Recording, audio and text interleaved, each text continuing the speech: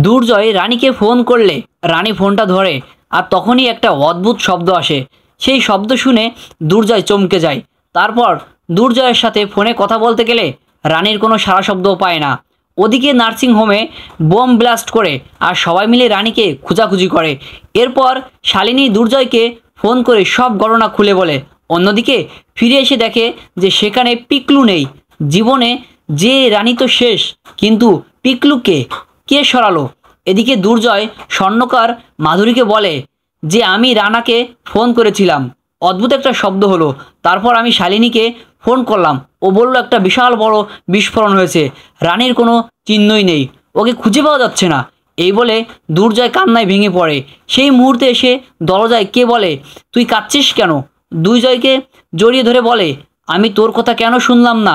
আমি রানীকে কেন এতটা কষ্ট দিলাম? 5 থেকে 16 প্রীতমকে বলে, জয় বলছে নার্সিংহোমে নাকি একটু বিস্ফোরণ হয়েছে, রানীকে খুঁজে পাওয়া যাচ্ছে না।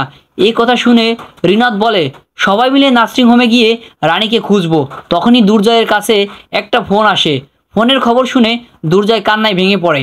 এরপর তো আমি ফোনটা ধরে রেখে সেই একই খবর দেয়, হয় পিতামহ। সেই কথাটা শুনেই শুক্লাকে বলে যে এরা নিষ্পত্তি ছিন্ন বিচ্ছিন্ন হয়ে গেছে। একথা শুনে বাড়ির সবাই কান্নায় ভেঙে পড়ে। এই ছিল আজকের আপডেট। যদি আমার ভিডিওটি ভালো লাগে অবশ্যই কিন্তু চ্যানেলটি সাবস্ক্রাইব করে দিবেন, পাশে থাকা বেল আইকনটি বাজিয়ে দিবেন।